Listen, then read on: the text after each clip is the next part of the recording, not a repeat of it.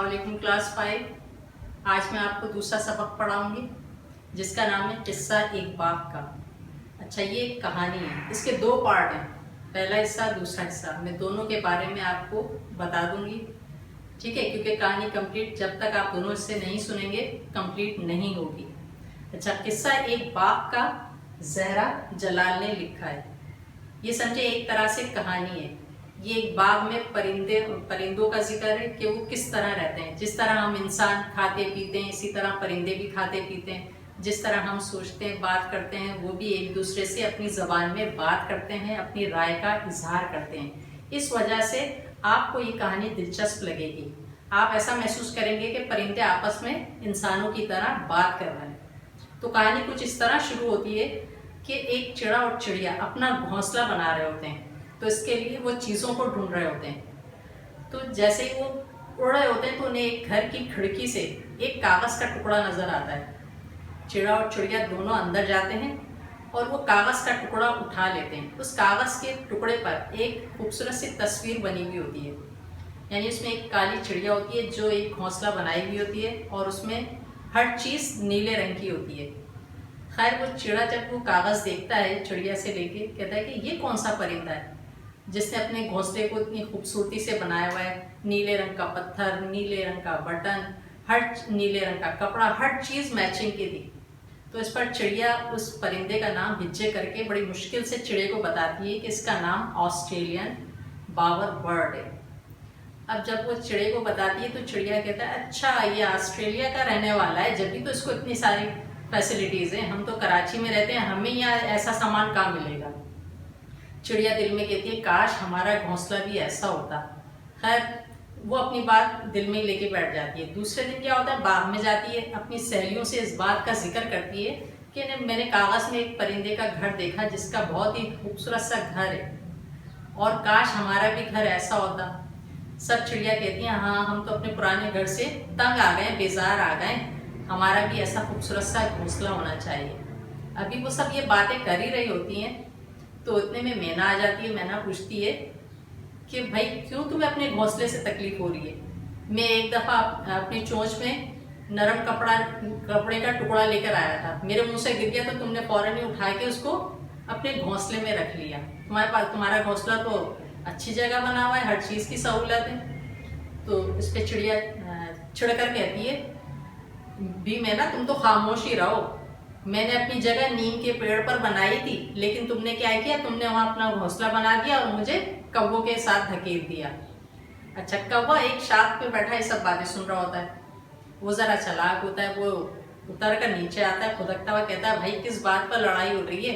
तो सारी चिड़ियाँ उसको भी कहानी सुनाती हैं कि भाई मैंने कल एक घोंसला देखा था, उसमें हर चीज़ मैचिंग की थी और उसका घोंसला भी बड़ी खूबसूरती और नफासत से बना हुआ था।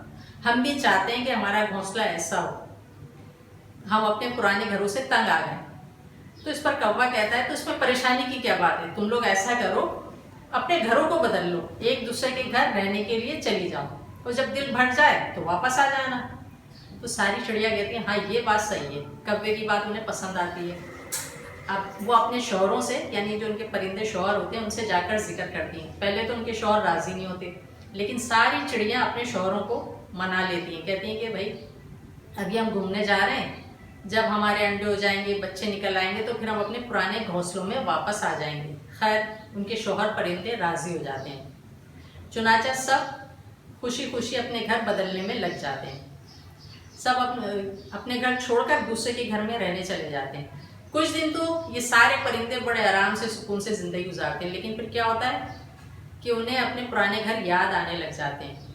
एक दिन फिर सब उदास बैठे हुए होते हैं बाग में, तो उस पर चिड़िया उससे कहती है, मैना से, मुझे अपना पुराना घर बहुत याद आ रहा है। मैना कहती है, क्यों, क्या हुआ, कि तुमने तो मुझे बताया ही नहीं था कि तुम्हारे बराबर में तोते रहते हैं और वो इतने लड़ाका होते हैं, वो मुझसे हर वक्त लड़ते रहते हैं। तो उस पर मैना कहती है, उन्होंने मुझसे शिकायत की थी कि ये चिड़ा और चिड़िया हर वक्त अपनी दुम हिलाते रहते हैं और हरकत करते रहते हैं, हमें डर लगता है कि कहीं दुश्मन हमारे घोंसले पर हमला करने तो नहीं आ गया, उन्हें भी तुमसे शिकायत है।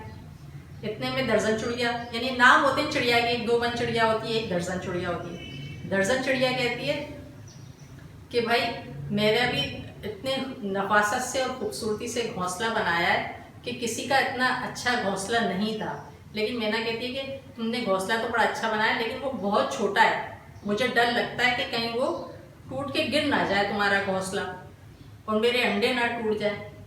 तो वो इतरा के बोलती है, जाहिर है मैंने इतनी मेहनत नफासत से बनाया है, तुम ऐसा करो, तुम अपना वजन कम कर लो। मैना से कहती है तुम अपना वजन कम कर लो ताकि तुम उस घोंसले में आ जाओ। तो अब उस पे से एक और बोलती है चिड़िया कि भाई ये अबाबील का जो घोंसला है वो तो बहुत ही ऊंचाई पे बना हुआ है और अंधेरा सा होता है उस घोंसले में, और उसने उतना ऊंचा बनाया है कि जब मैं निकलती हूँ नीचे आने के लिए तो लगता है मुझे पता नहीं कितना लंबा सफर तय करना पड़ेगा।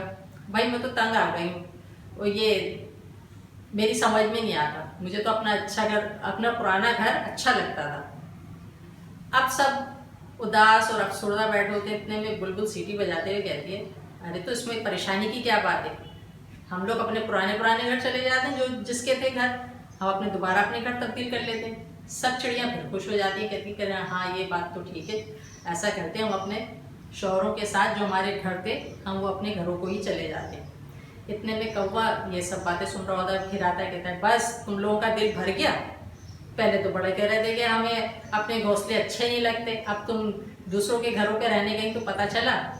कौवा ने कहा कि अपना घर अपना ही होता है। और जिस तुम परिंदे की बात कर रही थी ना, ऑस्ट्रेलियन बावर बर्ड, मैं एक दफ़ा ऑस्ट्रेलिया जाने के लिए वीज़ा ऑफिस गया था, यानी वहाँ से गुजरा था, तो वहाँ मैंने देखा कि इसकी तस्वीर लगी और इसके बारे में सुना कि ये जो परिंदा है ना ये तो डाकू है, ये हर चीज़ इसको जहाँ नीले रंग की मिलती है ये हर चीज़ उठा के वहाँ से चुरा लेता है, जब इसके घोंसले में हर चीज़ नीले रंग की होती है, और इसको पकड़ने के लिए तो पुलिस लगी हुई है। और ये अपना घोंसला ऊपर नहीं बनाता है तो ज़मीन के नीचे बनाता है, वहाँ तो सांप भी घुस जाए, बिच्छू भी घुस जाए, सारे जानवर उसके घोंसले को तोड़ सकते हैं, तो उसका तो घोंसला बड़ा ख़तरनाक होता है।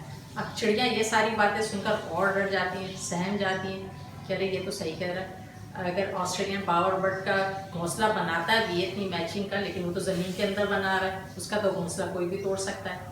फिर वो कहती कि नहीं अब हमें अपने पुराने घरों को ही जाना है। चुनाचा वो सब फिर अपने पुराने घरों को चली जाती हैं अपने शौहरों के साथ, और फिर सब खुशी खुशी रहने लग जाते हैं। जाहिर है अपना घर अपना होता है।